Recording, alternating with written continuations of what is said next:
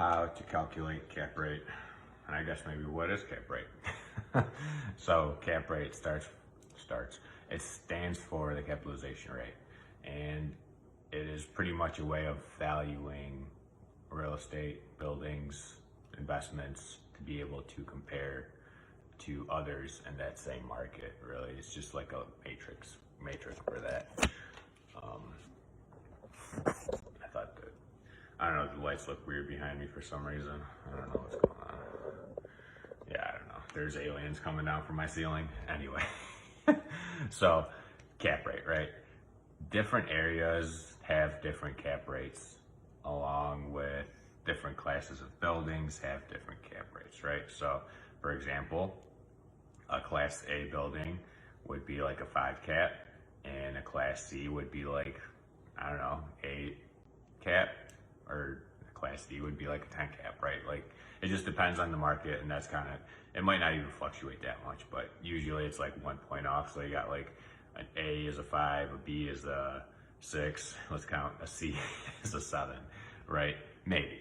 That's just pure example, right? Different markets are different things, and you can figure that stuff out by looking at your market. So how do you figure it out, right? You have a cap rate, and it's usually like a 5, 6, or 7, and that's usually means like a percent. So you figure it out by your NOI over price. Next question is, what is net NOI? And that is the net operating cost, and that includes all your expenses, right? So your utilities, your taxes, your insurance, your management, your blah, blah, blah, blah, blah. All of that kind of stuff is what gets included in the NOI, and you divide it by the price, and that's your cap rate. Most of the time, when I'm looking at an apartment building, I'm not taking the NOI, dividing it by the price, and figuring out the cap rate, because I don't really care, right? What I'm actually doing is I'm looking at the NOI, so I'm looking at all the expenses, and I'm making sure that all the expenses there make sense, and I'm making sure there's none missing, and then I multiply that by the cap rate and figure out the price that the building is worth, right?